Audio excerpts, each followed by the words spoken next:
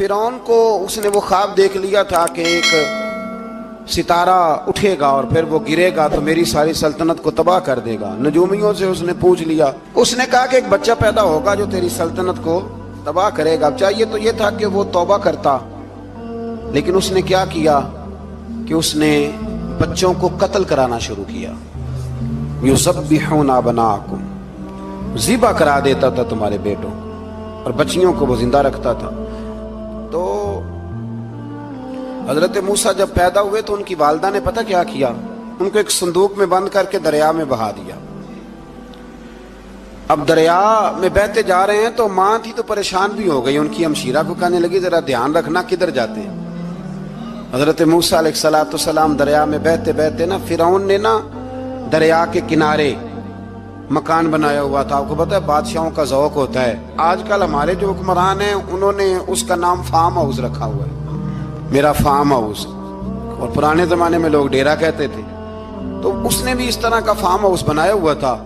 وہاں پہ حضرت موسیٰ علیہ السلام تیرتے ہوئے تابوت کے اندر صندوق کے اندر جا رہے ہیں۔ فرعون اور ان کی بیوی حضرت آسیہ بے اولاد تھیں، بڑی تڑپ تھی بیٹے کی، وہ بھی وہاں کھڑی تھی۔ صندوق تیرتا ہوا آیا تو فرعون نے کہا کہ جاؤ پکڑ کے لاؤ دیکھو کیا ہے۔ جب وہ لے کے آئے نا تو آپ کی ہمشیرہ جو نگرانی کر رہی تھی پریشان ہو گئی کہ یہ تو اس کے ہاتھ لگ گئے، یہ تو اب مار ڈالے گا۔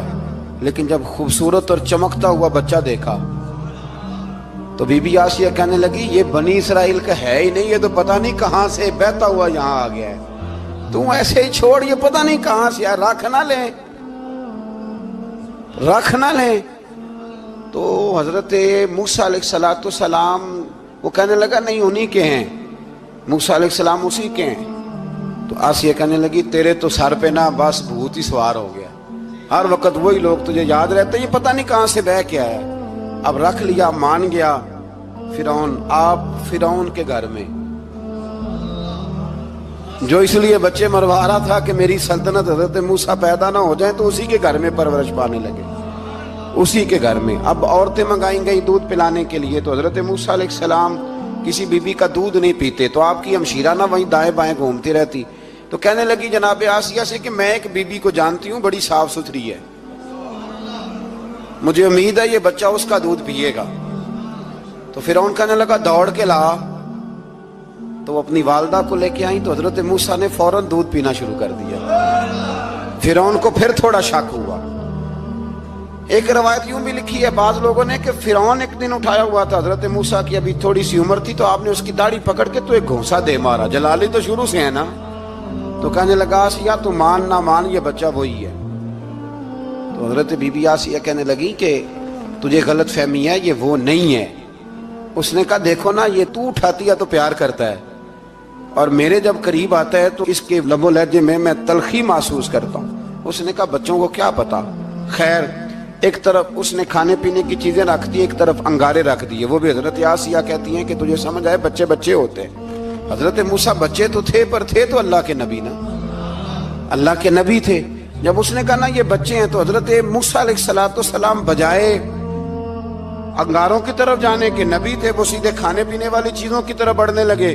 فرعون کہنے لگا آپ بتا۔ اللہ تعالیٰ نے حضرت جبریل کو بھیجا، انہوں نے کہا ادھر نہیں جانا آپ ادھر جائیے۔ تو آپ آگ کی طرف گئے اور ایک کوئلہ اٹھا کے زبان پہ رکھ لیا۔ تو آسیہ کہنے لگی سمجھ آئی، بچے کو کیا پتا کدھر جانا ہے کدھر نہیں جانا، اگر وہ اتنا ہی خیال ہوتا وہی بچہ ہوتا تو آگ۔ اور بعض مفسرین نے لکھا ہے یہ جو حضرت موسیٰ دعا مانگتے تھے نا رب اشرح لی صدری ویسر لی امری، یہ وہ آگ کا انگارہ جب کوئلہ منہ میں رکھا تھا نا تو اس کی وجہ سے زبان میں کچھ لکنت آ گئی، تو آپ دعا کرتے تھے کہ یا اللہ میری زبان کی وہ بند گرا کھول دے تاکہ میں کھل کے فرعون کے سامنے بات کر سکوں۔ وہیں حضرت موسیٰ پلنے لگے، وہیں پلے، وہیں جوان ہوئے، وہیں اللہ نے ساری دولتیں دی، بہن بھی ملی، ماں بھی ملی، اور سارے عزیزوں کا پیار بھی ملا۔ اسی گھر کے اندر اللہ نے پرورش کر کے فرعون کے ظلم سے بنی اسرائیل کو نجات عطا فرمائی۔ موسیٰ بھی فرعون کے گھر میں پلنے لگے، اور جب جوان ہو گئے تو فرعون کے ہاں جو ظلم ہوتا تھا حضرت موسیٰ اس پر بول پڑتے تھے، جلال فرماتے تھے۔ تو فرعون پھر ناراض رہنے لگا، یہاں تک کہ اس نے آپ کو نکال دیا آپ تشریف لے گئے وہاں سے. تو حضرت موسیٰ ایک دن شام کے وقت دوبارہ آئے بستی میں، لوگ سوئے ہوئے تھے. تو دو آدمی، ایک بنی اسرائیل میں سے اور ایک فرعون کی اپنی قوم میں سے، وہ دونوں آپس میں جھگڑ رہے تھے. لیکن وہ جو حضرت موسیٰ کی بنی اسرائیل کی قوم کا شخص تھا، اس پر وہ قبطی، وہ جو فرعون کے قریبی لوگوں میں سے تھا، وہ ظلم کر رہا تھا اور بوجھ اٹھانے کی بات کر رہا تھا. اب اس نے حضرت موسیٰ کو پکارا کہ یہ دیکھے میرے ساتھ کس طرح کی بات کر رہا ہے. تو حضرت موسیٰ کا ارادہ بھی نہیں تھا، آپ نے بس اس کو سمجھایا. پر کچھ لوگوں کو سمجھ، تو حضرت موسیٰ نے پھر ایک مکہ مارا، ایک گھونسا مارا، صرف ایک ہی. یہ کئی تگڑے اور دلیر اس طرح کے بھی ہوتے ہیں کہ گھونسا ایک بھی برداشت نہیں کرتے. وہ ایک مارا، آدمی دھڑام سے زمین پہ گرا اور ماری گیا. حضرت موسیٰ کا ارادہ نہیں تھا لیکن وہ مر گیا. حضرت موسیٰ علیہ السلام نے اس بات پر اپنے رب سے استغفار بھی فرمائی. قرآن کہتا ہے کہ انہوں نے معافی چاہی کہ اللہ میرا ارادہ نہیں تھا. بہرحال اگلے دن نا حضرت موسیٰ دوبارہ آئے. وہ سنا کرتے تھے نا ہم کہ بیوقوف دوست سے عقل مند دشمن بہتر ہوتا ہے. وہ کم از کم دشمنی تو عقل مندی سے کرتا ہے نا، لیکن جو بیوقوف دوست ہو بیوقوفی. حضرت موسیٰ دوبارہ آئے تو وہ بنی اسرائیلی اگلے دن کسی اور سے جھگڑا کر رہا تھا. پھر اس نے مدد کے لیے پکارا تو حضرت موسیٰ کہنے لگے مجھے لگتا یہ ہے کہ تیری عادت ہے، تو خود بڑا جھگڑالو ہے، تو نے روز نیا جھگڑا شروع کیا ہوتا ہے. حضرت موسیٰ جب اس کی طرف بڑے نہ ڈانٹنے کے لیے تو اس نے شور کرنا شروع کر دیا. کہنے لگتا ہے جس طرح آپ نے اسے کل قتل کیا تھا مجھے بھی قتل ہی کریں گے. یہ انسانوں کا مزاج ہے کہ آپ جب تک کسی کے طبیعت کے مطابق چلیں گے وہ راضی رہتا ہے، اور ذرا آپ اس کی طبیعت سے ہٹتے ہیں تو وہ شور کرتا ہے. اس نے کہا جی آپ مجھے بھی لگتا ہے ماریں گے. حضرت موسیٰ کلیم اللہ علی نبینا علیہ السلام کے بارے میں جب اس نے شور کیا تو بات پھر فرعون کے دربار تک گئی. وہ تو پہلے ہی بہانہ تلاش کر رہا تھا. اس نے کہا ڈھونڈو پکڑو اور معاذ اللہ شہید کریں گے. کسی نے آ کے خبر دی کہ آپ جہاں سے ہجرت کر جائیں، اس لیے کہ آپ کے لیے یہاں حالات درست. اور بھائی یہ چھوڑ دیا کریں بات کہ فلاں آدمی کے حق میں فلاں جگہ حالات کیسے خراب ہوئے. تو نبی کریم علیہ السلام مکہ چھوڑ کے کیوں آئے؟ حضرت موسیٰ علیہ السلام نے ہجرت کیوں فرمائی؟ یہ ایک ایسی عجیب بحث ہے جس کو لوگ بلا وجہ چھوڑ دیتے، بلا وجہ چھیڑ دیتے. اور بالخصوص ایک خاتون نے ایک دفعہ مجھے پیغام دیا تو میں بڑی اس کی بات سن کے مجھے عجیب لگا. وہ کہنے لگی کہ دوسری جگہ میری شادی ہوئی ہے، مجھے طلاق ہو گئی تھی، تو مجھے ایک تانا روز سننے کو ملتا ہے تو اتنی اچھی ہوتی تو وہاں نہ رہ لیتی.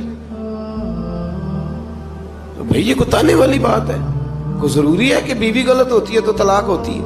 اللہ کے محبوب علیہ السلام کی دو صاحبزادیوں کو ابو لہب کے دو بیٹوں نے طلاق بھیج دی تھی. کس کی غلطی تھی؟ تو آپ کیا کہہ سکتے ہیں یہاں کیوں طلاق؟ تو اتنی جلدی بات تھوڑی کر دیں گے آپ، تھوڑی احتیاط فرمائیں بولنے میں. تو حضرت موسیٰ علیہ السلام وہاں سے نکلے اور آپ مدین کی طرف چلے گئے. مدین وہ علاقہ تھا جہاں فرعون کی حکومت کوئی نہیں تھی.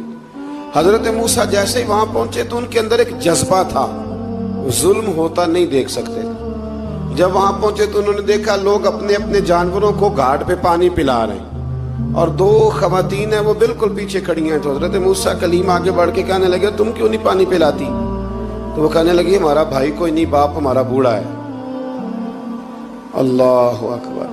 مجبوری یہ ہے، ہم ہیں بھی پردہ دار گھرانے کی، مجبوری ہماری یہ ہے کہ جب تک یہ سارے لوگ پانی پلا نہیں لیں گے اتنی دیر تک ہماری باری نہیں آئے گی. تو حضرت موسیٰ کلیم اللہ علیہ السلام فرمانے لگے اچھا یہ بات ہے تو جانور مجھے دو.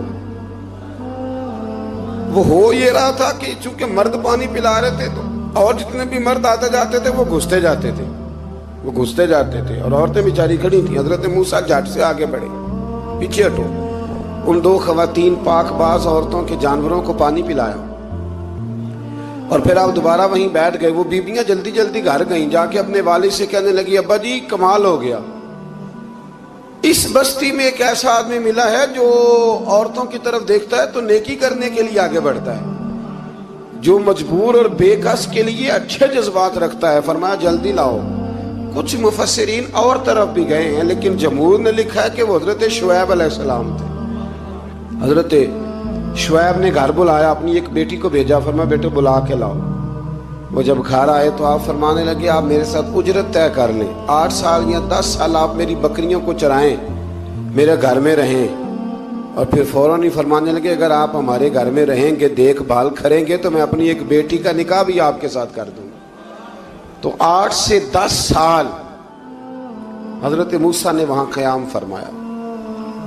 اور پھر جب آپ کا نکاح ہو گیا تو آپ اپنی بیوی کو لے کے مصر کی جانب جا رہے تھے، تو رستے میں نا ٹھنڈ زیادہ ہو گئی، تو اپنی زوجہ سے کہنے لگے وہاں آگ جل رہی ہے، میں تیرے لیے آگ لے کے آتا ہوں تاکہ تو تاپ سکے، گرمی حاصل کر سکے۔ وہاں گئے تو درخت سے آواز آئی موسیٰ میں تیرا رب ہوں۔ درخت سے آواز آئی موسیٰ میں تیرا رب ہوں۔ اور حضرت موسیٰ کلیم اللہ کو وہاں وحی آنی شروع ہوئی، وہاں وہی اللہ تعالیٰ نے انہیں وہ عصا عطا فرمایا جو پھر بعد میں اژدہا بنتا تھا۔ رب کریم نے وہیں حضرت موسیٰ کلیم کو وہیں ید بیضا عطا فرمایا۔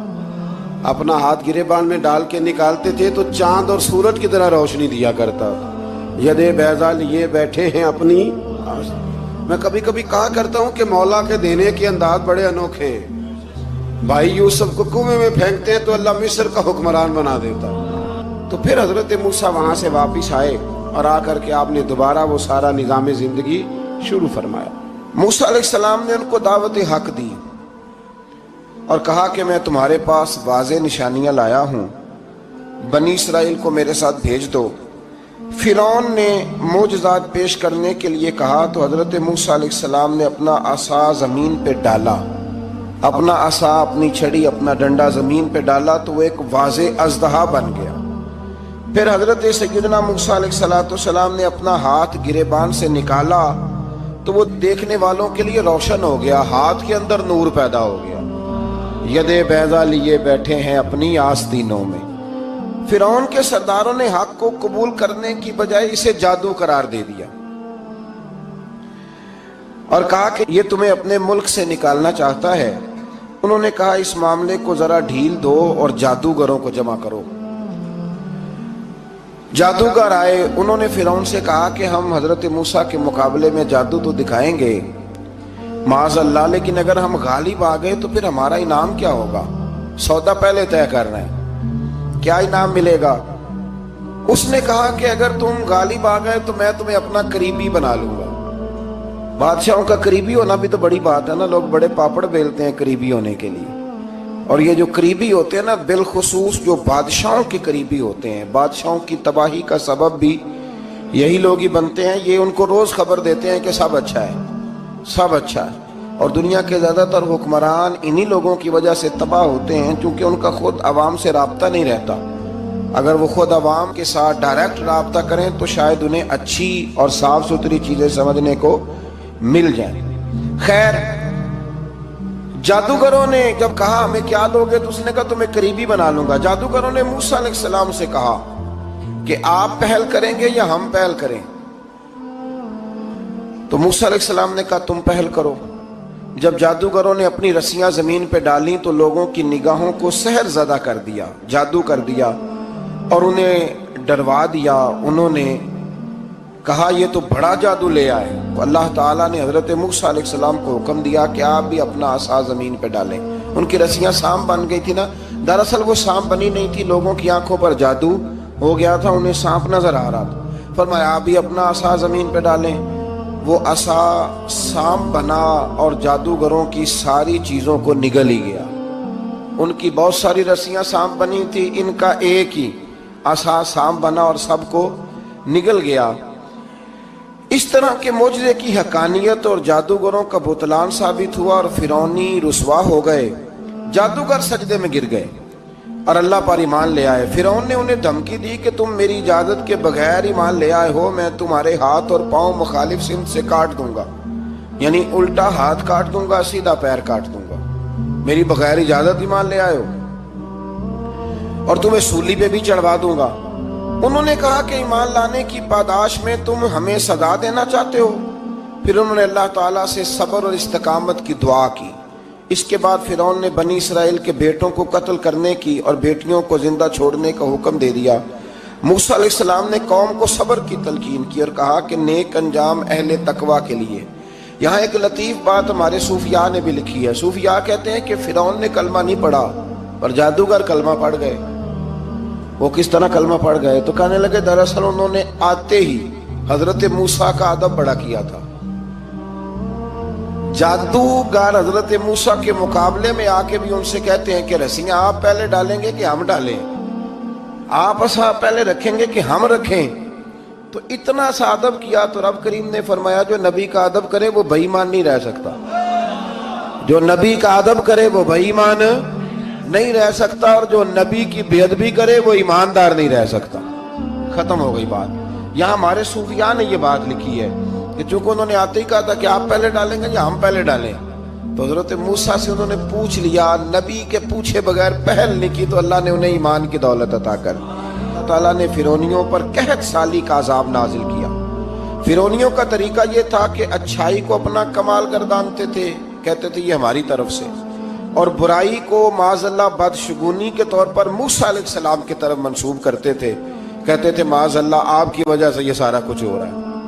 ہوتے نا نہیں کہتے ہیں جب سے میں وہاں گیا ہوں تب سے، ہمارے بزرگ ایک لطیفہ بھی سنایا کرتے تھے کہ کسی زمیندار نے نماز پڑھنی شروع کی تھی تو اس کے جانور مرنے شروع ہو گئے۔ اب لوگ سمجھتے ہیں کہ معاذ اللہ شاید یہ کسی بزرگ کے سبب سے ایسا ہے، حالانکہ یہ تو اللہ کی طرف سے آزمائش ہوتی ہے، اس کی حکمتیں ہوتی ہیں۔ اللہ تبارک و تعالیٰ نے ان پر عذاب کیا نازل کیا؟ آیت نمبر 130 اور 143 کا بھی آپ سورہ اعراف کی پڑھیں تو اللہ تعالیٰ نے ان پر ٹڈیوں کا، جموں کا، مینڈکوں کا اور خون کا عذاب نازل کیا۔ یہ کس قسم کا عذاب ہے؟ جمعے پڑ گئے، ٹڈیاں آ گئیں، یہ اللہ نے عذاب نازل کیا۔ جب وہ عذاب میں مبتلا ہوئے تو موسیٰ علیہ السلام سے کہا کہ آپ اللہ سے دعا کریں کہ ہم سے یہ عذاب ٹل جائے، اگر ایسا ہوا تو ہم ایمان لے آئیں گے، بنی اسرائیل کو بھی آزاد کر دیں گے۔ لیکن موسیٰ علیہ السلام کی دعا کے نتیجے میں جب عذاب ٹل جانے کے بعد فرعونی پھر اپنے وعدے سے پھر گئے۔ بنو قریظہ والوں نے بھی کئی دفعہ حضور سے وعدے کیے پر اپنے وعدوں پر قائم۔ ایک بات آپ سے یہاں روک کے عرض کر دوں، ہم بھی کئی دفعہ کہتے ہیں ذرا بریک کبھی گاڑی کی نہیں نہ لگتی تو ہم ارادہ کرتے ہیں کہ آج سے ہی نماز شروع کر دینی، ذرا طبیعت زیادہ لیل ہوتی ہے تو ارادہ کرتے ہیں نا کہ بھائی آج کے بعد ہم نے نیک، پھر کیا ہوتا ہے شفا ہو گئی تو چھٹی ہو گئی۔ یہ طریقہ درست نہیں، یہ تو کفار کا طریقہ بیان کیا نا قرآن پاک نے۔ یہاں فرمایا جب اللہ تبارک و تعالیٰ نے انہیں نجات دے دی تو اپنے وعدے سے مکر گئے، تو پھر اللہ تبارک و تعالیٰ نے بنی اسرائیل کو سمندر پار کر کے ایسی قوم کے پاس پہنچا دیا جو بتوں کی پرستش کرتی تھی۔ وہ تو بچ گئے لیکن فرعونی سارے دریا کے اندر غرق ہو گئے۔ حضرت موسیٰ علیہ السلام سے کہنے لگے کہ ہمارے لیے بھی یہ خدا بنا دیجئے۔ حضرت موسیٰ علیہ السلام نے فرمایا بت پرستی کرنے والے جاہل ہیں۔ یہ بت پرست قوم کے پاس جب گئے نا بنی اسرائیل والے، بت پوجتے ہوئے دیکھا تو کہنے لگے ہمارے لیے بھی سامنے بنا کے رکھ دو۔ فرمایا یہ تو جاہل ہیں، تم انہیں دیکھ کے اثر قبول کر رہے ہو اور اپنی جاہلیت کے باعث یہ ہلاک ہونے والے بھی ہیں۔ پھر اللہ تعالیٰ نے بنی اسرائیل پر اپنی نعمتوں کا ذکر فرمایا، اور موسیٰ علیہ السلام نے اپنی قوم میں ہارون علیہ السلام کو اپنا جانشین فرمایا اور کوہ طور پر تشریف لے گئے۔ اللہ نے فرمایا وہاں آ جائیں، میں آپ کو تورات عطا کرتا ہوں۔ 40 دن کا یہ عرصہ تھا۔